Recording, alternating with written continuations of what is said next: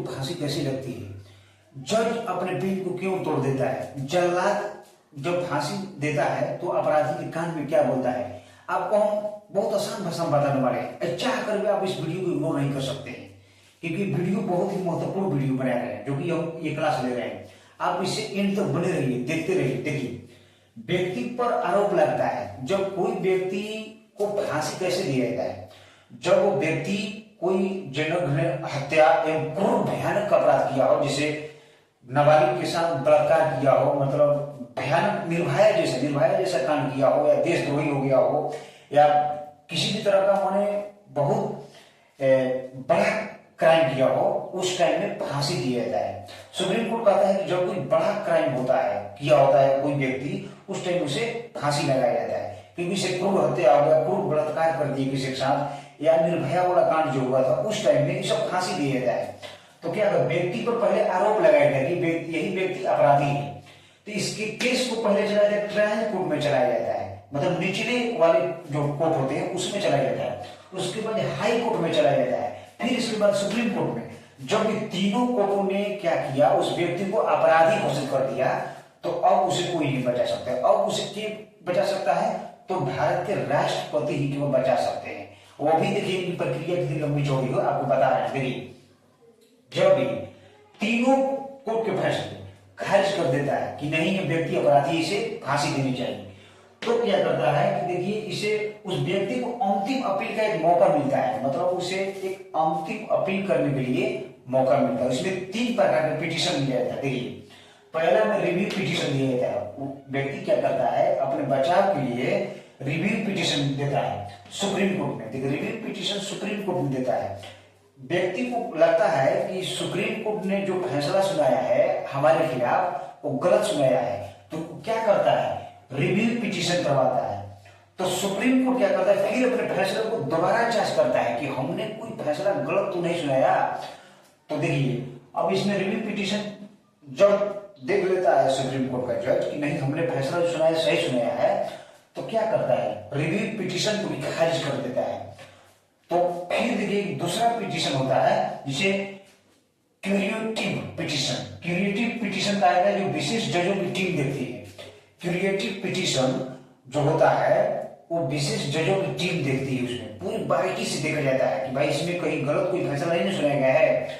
तो अगर देखा जाए नहीं कोई गलत फैसला नहीं सुनाया गया है, तो क्या करता है? इसे भी खारिज कर दिया जाता है, जो कि क्या ये आखिरी कानूनी उपाय था। ये फांसी से बचने के लिए एक आखिरी कानूनी उपाय था, जो कि वो भी खारिज हो गया। ये दोनों खत्म हो गया। अब कानून का इसमें कोई हाथ नहीं है कि कानून किसी भी व्यक्ति को फांसी लगनी है तो बचा सकता है। कानून का काम यहीं से खत्म हो गया। अब देखिए आता है मर्सी पिटीशन। मर्सी पिटीशन क्या होता है?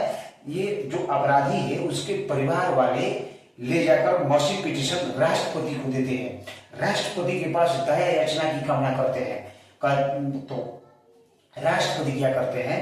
अनुच्छेद 72 का उपयोग कर उस व्यक्ति की फांसी को माफ कर सकते हैं या फांसी की सजा को उम्र कैद में बदल सकते हैं।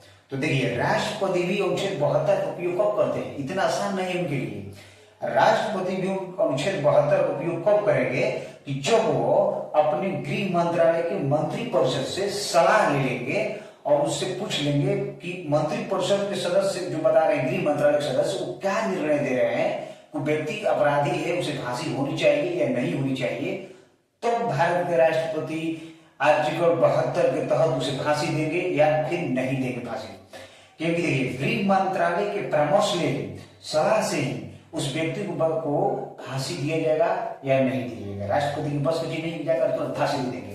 राष्ट्रपति के बेटा ने अपराध किया है तो जरूरी थोड़ी है कि राष्ट्रपति अनुच्छेद 72 के तहत लाकर उस फांसी माफ करवा देंगे, कभी नहीं हो सकता है। क्योंकि जो गृह मंत्रालय के मंत्रिपरिषद बैठे हुए हैं वो क्या करेंगे, जब से वो लोग फैसला नहीं देगा, सलाह उसको नहीं देगा कि नहीं भाई आपका बेटा ने गलती है कि इसे फांसी लगनी चाहिए या इसे फांसी मत दीजिए, तब तक से आर्टिकल 72 का उपयोग भारत के राष्ट्रपति नहीं कर सकते हैं।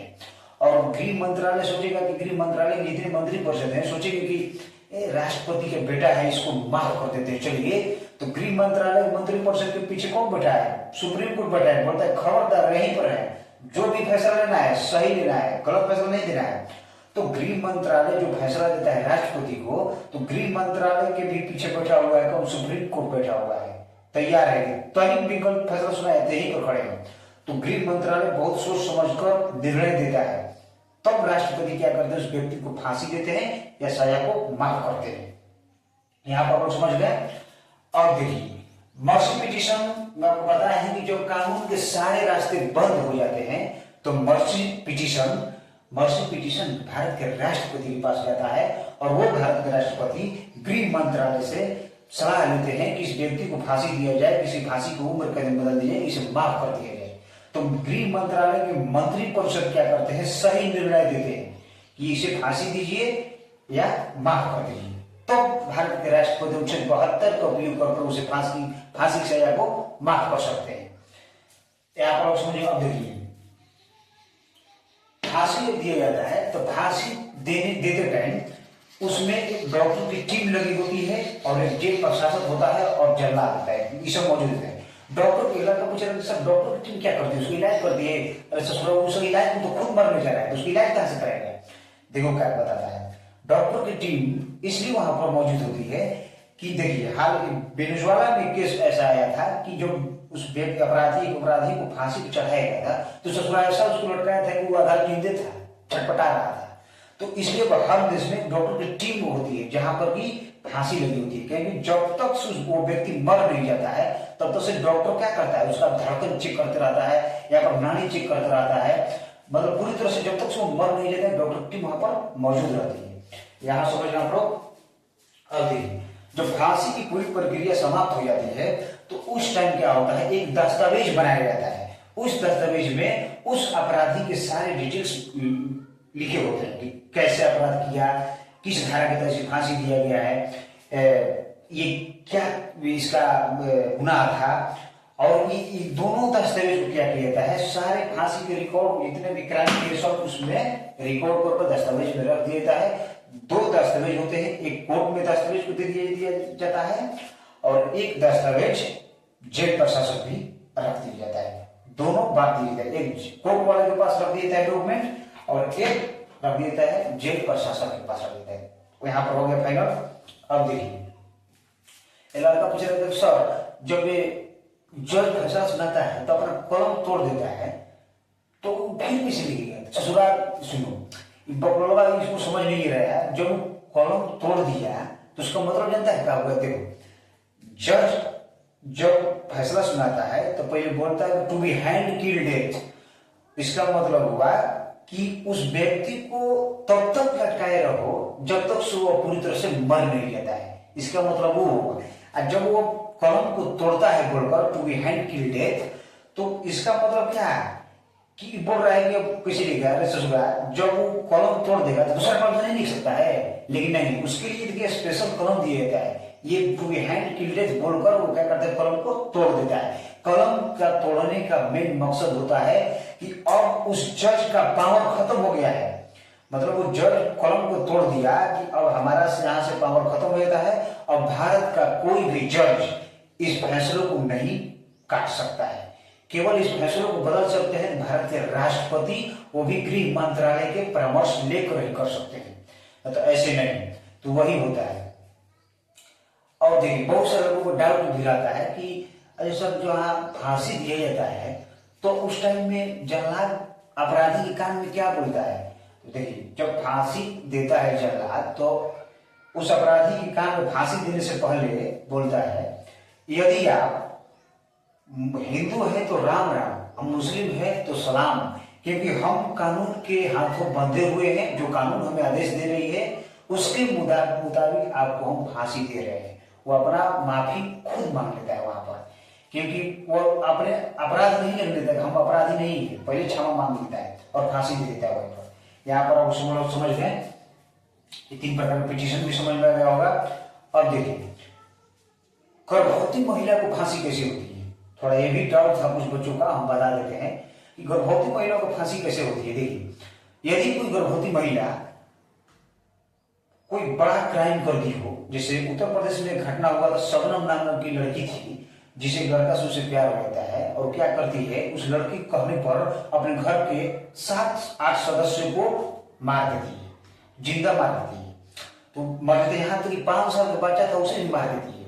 तो देखिए, गर्भवती महिलाओं को BNSS 416 के तहत ये बताया गया है कि कोई भी गर्भवती महिला को फांसी ऐसे नहीं दिया जा सकता है। जब तक से उसके पेट में बच्चा पल रहा हो तब तक उसे फांसी नहीं होगा। जब तक से उसका बच्चा बाहर पैदा नहीं ले लेगा तब तक से उसका फांसी नहीं होगा। तो इसीलिए ये बनाया गया है।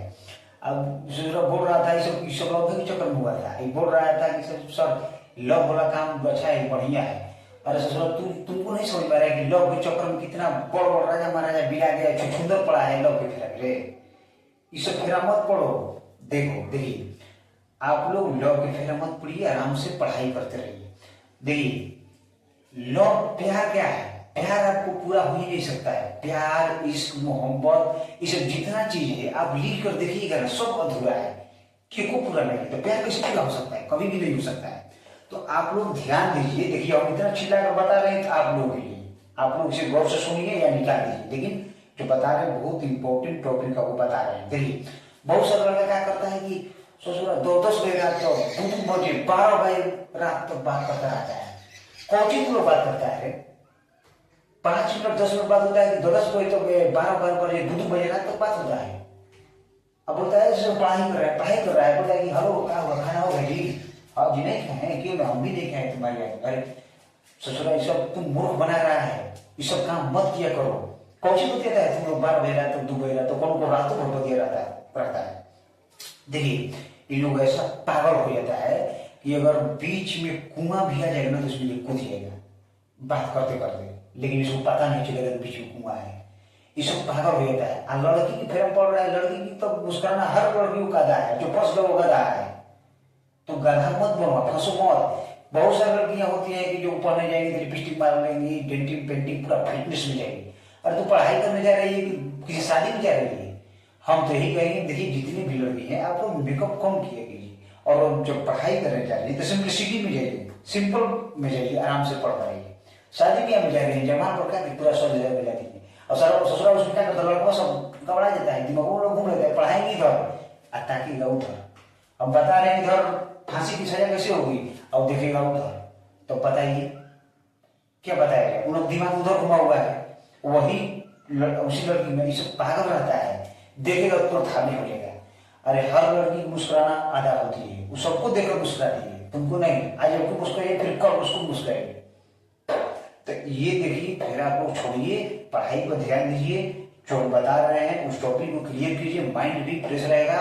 और एक इंपॉर्टेंट बता रहे हैं बात भी देखिए, आप लोग जब बात कर रहे हैं ठीक है बात कीजिए तो एक सिलेबस बना लीजिए ना कि भाई आज इस सिलेबस पर बात करेंगे, कल उस सिलेबस पर होगा, परसों इस सिलेबस पर। ये कोचिंग को क्या रात रात पर बात करता है? तुम एक सिलेबस बना लो, उसमें क्या होगा कि तुम्हारा सिलेबस भी खत्म हो जाएगा, चाहे 10 दिन में करो चाहे 1 महीने में करो, और माइंड भी तुम्हारा फ्रेश रहेगा, डिस्टर्ब नहीं रहेगा, दिन भर पागल रहेगा। अब बेकार का हाइपोथैलेमस जो रहता है पीछे उसको परेशान करेगा, आज कैसे मुस्कुराई है, आज कैसे बात हुआ है, वो सब सोचता रहेगा बार बार। कोनो को तो इस समय क्या होता है, भूख ही नहीं लगता है, नींद नहीं लगता है।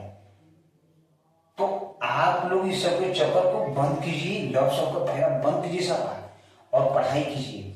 बहुत सारे होते हैं लड़कियों को भेज देते हैं कोटा पढ़ने के लिए, और जो वहां से आती है तो कहता है फोन खरीद के आती है, अब हाथ में घड़ी पहन आती है, तो घर वाला पूछता है कि अरे ये सब कहाँ से मिला? तो कहती है कि ये हमारे सहेली ने दिया है, ससुर सहेली ने दिया है, खुद उसके पास पैसा नहीं घड़ी खरीदने के लिए, तुमको सहेली दे रही है फोन, घड़ी ससुरा दे रहा है, इसमें बड़का ससुरा दे रहा है, वो सब जो लड़का वो दे रहा है, और सहेली बदनाम कर रही है। सहेली खुद उसके पास पैसा नहीं है खरीदने के लिए घड़ी या आईफोन, तुमको आईफोन दे रही हूँ, कहाँ से पैसा नहीं, लूट कर रही है। तो ये सब बात चेक कीजिए आप लोग। बहुत सारा लड़का क्या करता है, व्हाट्सएप पर चैटिंग उड़ा देता है, पता नहीं चलेगा किसी को कहाँ बात हो रहा है कहीं नहीं। और नाम तो सेव करके रहेगा ना, नाम देखिए सब पढ़ा रहे लिख देगा नाम अमित शाह, बात कर रहा है लड़की से। अब बताइए हम देखिए इसको कह रहे सोच भाई कहाँ तू बात कर रहा है रे, लिखा हुआ है हमारा नाम, बोलो अरे कहाँ बात कर रहा है, देखे लड़की से बात कर रहा है, नाम लिखा है अमित शाह हमारा नाम। तो आप लोग इस सब चक्कर में मत पड़िए, जो है हम बता रहे हैं उसे कंटिन्यू आप लोग ध्यान दीजिए, इस टॉपिक को क्लियर कीजिए, और ये ज्यादा से ज्यादा सभी के पास शेयर कीजिए ताकि सभी लोग इसकी जानकारी ले सके और ये चैनल को सब्सक्राइब कर दीजिएगा, लाइक शेयर करना मत भूलिएगा। जो हम बता रहे हैं आपको इंपॉर्टेंट फैक्ट बता रहे हैं, और हर एक एक दिन नए नए चैप्टर आपके पास हम लाने वाले हैं। कुछ दिन लेट हुआ था कि सेटअप तैयार होता, अब सेटअप पूरी तरह से रेडी हो चुका है, इसलिए क्लास मिस नहीं होगा। आप लोग क्लास देखते रहिए। ऐसा लव प्यार का चक्कर छोड़ दीजिए, नहीं तो बर्बाद हो जाओ तुम लोग। सब बड़ बड़ राजा महाराजा बिला गया, छुछुंदर पड़ा है सब लव के फेरा में। ये सब समझ नहीं आता है कि सब बर्बाद करेगा। टाइम लाइब्रेरी में जाएगा पढ़ने, क्या करेगा, मोबाइल चलाएगा तो ईयरफोन आदमी बात करेगा। अब ऐसे वाला लाइब्रेरी में जाएगा, घर वाले जो पढ़ने गए हैं, टाइम पास कर रहा है। ये सब आप लोग, हम बोल रहे हैं, आप लोग जितने गर्जीवन है वो सब चेक किया कीजिए उन लोगों को पढ़िए। तो ये इतना आपको हम बता दिए हैं। तब तक लिए जय हिंद।